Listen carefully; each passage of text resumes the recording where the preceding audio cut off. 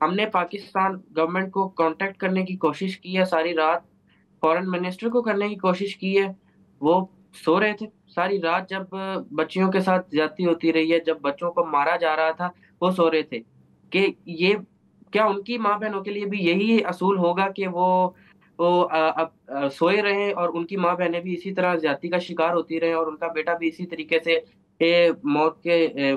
موت سے کھیلتا رہے؟ لیکن کیونکہ ہم لوگ ہمیں یہ تو پتہ چلا ہے کہ جو سفارتکار ہیں وہاں پر پاکستانی سفیر سے کہا گیا ہے، اور بلکہ ان کی ملاقاتیں بھی اسٹوڈنٹ سے ہوئی ہیں، تو کیا ابھی تک آپ لوگوں کا پاکستانی سفارت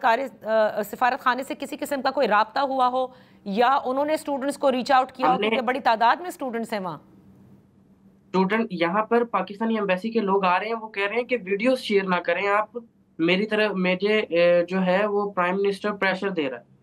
وہ یہ نہیں کہ آ کے اسٹوڈنٹ کو دلاسا دے کہ آ کے یار وہ کہے کہ میں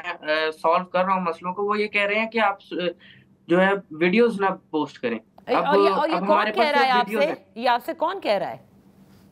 یہ پاکستانی ایمبیسیز کے لوگ ہیں، کیونکہ ساری رات ایمبیسی نے کال نہیں اٹھائی، ساری رات ہم لوگوں نے فورن منسٹر کو ٹیگ کیا لیکن اس نے بھی جواب نہیں دیا۔ تو اگر فورن منسٹر ہی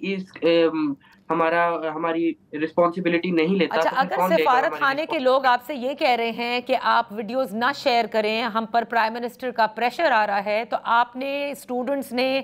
ان سے کچھ مطالبے کیے کہ کیا آپ لوگ سیف فیل نہیں کر رہے، اور آپ لوگوں کے ویسے مطالبے کیا تھے ان سے؟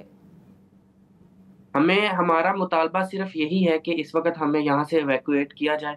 یا تو پھر ان کے پاس آ کے آپ لوگ یا ہمارے وزیر اعظم آئیں، ان سے بات کریں اور ان سے یہ کہیں کہ یہاں پہ ایک لا ہونا چاہیے انٹرنیشنل اسٹوڈنٹس کے لیے۔ پاکستان میں بھی انٹرنیشنل اسٹوڈنٹس پڑھتے ہیں، ان کے ساتھ اس طرح نہیں ہوتی جس طرح اس وقت یہاں پر ہو رہی ہے۔